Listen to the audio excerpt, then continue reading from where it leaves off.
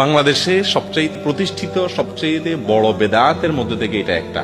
কোন মানুষ মারা যাওয়ার পর তার পরিবারদের কাছ থেকে গোটা এলাকাবাসী গরিব খাওয়ানোর নাম করে 4 দিনা 40 10 দিনার নামে খানা খাওয়া। এটা খুবই আপত্তিকর একটা কাজ। মানুষ মানুষকে খানা খাওয়ায় খুশি হলে, কেউ কাউকে খানা খাওয়ায় কখন? বিয়ে করছেন, অলিমা খাওয়ান। ছেলে হয়েছে, আকিকা খাওয়ান। কোরবানি করছেন, গোশত খাওয়ান। ছেলে পরীক্ষায় ভালো রেজাল্ট করছে, মিষ্টি খাওয়ান। এগুলো হলো সিস্টেম, অর্থাৎ খুশির ছোট মানুষ মানুষকে খাওয়ান। আমার বাপ মারা গেছে, আপনারা গোটা এলাকাবাসী এসে বলতেছেন গরু জবাই করে খাওয়া। কেন?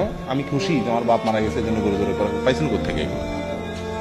এগুলো ইসলামের নির্দেশ না। বরং আমার বাপ মারা গেছে, আপনারা সবাই আমাকে খাওয়াবেন, আমাদের পরিবারকে খাওয়াবেন। আমাদের রান্না বাড়া করার মানসিকতা নাই, মন খারাপ, এই জন্য সবাই মিলে তাদেরকে খাবার দিবেন। এটা হলো সুন্নাত। রাসূল আকরাম সাল্লাল্লাহু আলাইহি ওয়াসাল্লাম নির্দেশ করেছেন, ইসনাউ লি আলি তালিব তুআমা।